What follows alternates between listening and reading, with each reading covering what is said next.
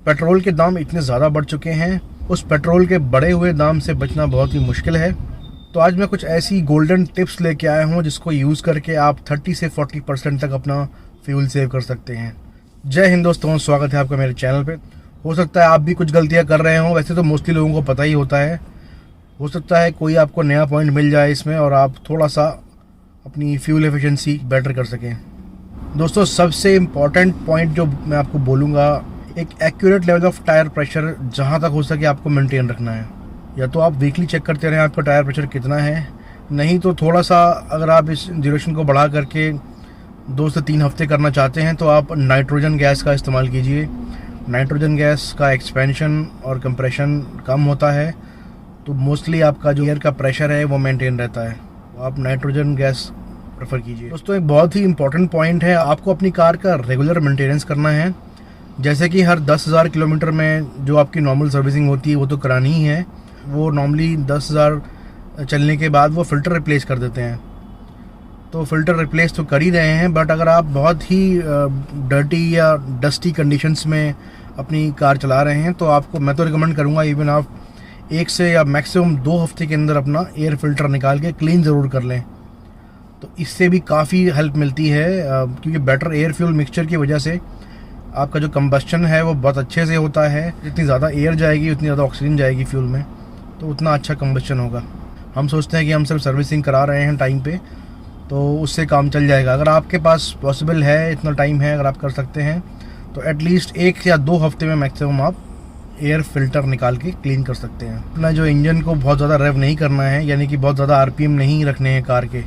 जब भी आप ड्राइव करें तो बहुत स्मूथली ड्राइव करें, धीरे धीरे से ही एक्सेलरेट करें और कोशिश कीजिए आपके RPM जो कार के हैं 2500 से 3000 के बीच में। मैक्सिमम कार्स में लिखा ही होता है कि कौन सी स्पीड के हिसाब से कौन सा गियर लगाना है, और आजकल तो कार्स में इवन लिखा भी आता है, स्क्रीन पे MID में डिस्प्ले आता है कि कौन सी गियर आपको कब लगाना है, तो उसको भी आप फॉलो कर सकते हैं। नॉर्मली पेट्रोल कार्स जो हैं अपना 2500 से 3000 RPM पे 90 से 100 आराम से चली जाती हैं इस रेंज में।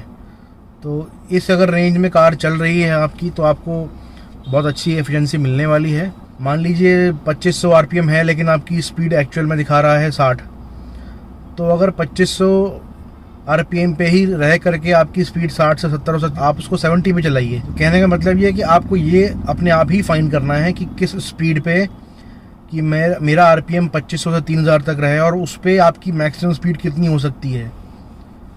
ऐसा करके आप मैक्सिमम एफिशिएंसी निकाल सकते हैं, क्योंकि आप उतना माइलेज निकाल पाएंगे, उतना डिस्टेंस भी ट्रैवल कर रहे हैं, उतनी स्पीड से चलेंगे। प्लस आपकी जो क्रैंक शाफ्ट का जो मूवमेंट है, जो रेवोल्यूशंस है, वो भी आप कम रख रहे हैं।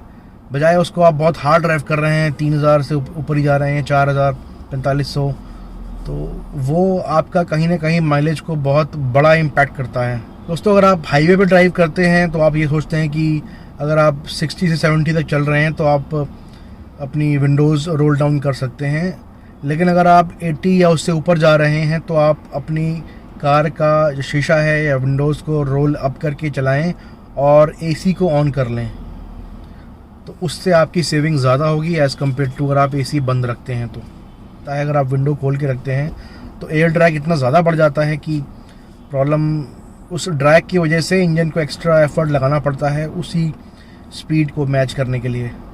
दोस्तों, आपने अपनी कार को मॉर्निंग में ही रिफ़िल कराना है। ऐसा इसलिए कि मॉर्निंग में पेट्रोल की डेंसिटी ज़्यादा होती है, तो आप थोड़ा बहुत फ्यूल एक्स्ट्रा आप ले ही लेंगे, जो कि एज़ कम्पेयर टू आप डे टाइम में कर रहे हैं। तो जब टेम्परेचर होता है ज़्यादा तो डेंसिटी कम हो जाती है और फ्यूल थोड़ा कम मिलता है। तो मैक्सिमम अगर आप टैंक फुल करा रहे हैं तो ये आपको एक अच्छा खासा डिफरेंस मिल जाएगा। May be you can save around 500 ml के आसपास आप बचा सकते हैं।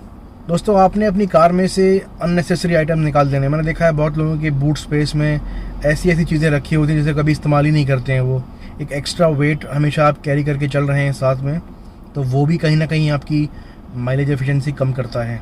दोस्तों, आपने रेगुलर क्लीनिंग करते हैं कार की बाहर से अंदर से, तो जो भी एक्स्ट्रा वेट है हमारा, कई बार गंदगी इतनी टायर्स के ऊपर लगी होती है, आप देखेंगे बॉडी के लोअर पार्ट में टायर्स के जस्ट ऊपर इतनी गंदगी लगी होती है इसमें, ये इतना वेट हमेशा इसमें रहता है। तो हमेशा आप कोशिश करें कि 1 हफ्ते से ज़्यादा ऐसा ना हो पाए। आप एवरी वीक एटलीस्ट आप इसको क्लीन कर लें।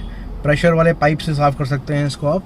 दोस्तों आपने अपनी कार की आइडलिंग कम से कम करनी है। मान लीजिए आप रेड लाइट पे खड़े हुए हैं और रेड लाइट है, या कहीं आप किसी का इंतज़ार कर रहे हैं, आप खड़े हुए हैं कि इंजन ऑन है, एसी भी ऑन है। अगर पॉसिबल है तो आप खिड़कियां खोल लें और इंजन को ऑफ़ कर दें। अगर 60 सेकंड से ऊपर का आपका वेट टाइम है तो मैं तो आपको यही बोलूँगा कि आप टर्न ऑफ़ कर दें इंजन को। अगर 60 सेकंड से कम है तो मैं आपको नहीं बोलूँगा, क्योंकि बार बार स्टार्ट करने और बंद करने में भी पेट्रोल कंजप्शन अच्छा खासा होता है।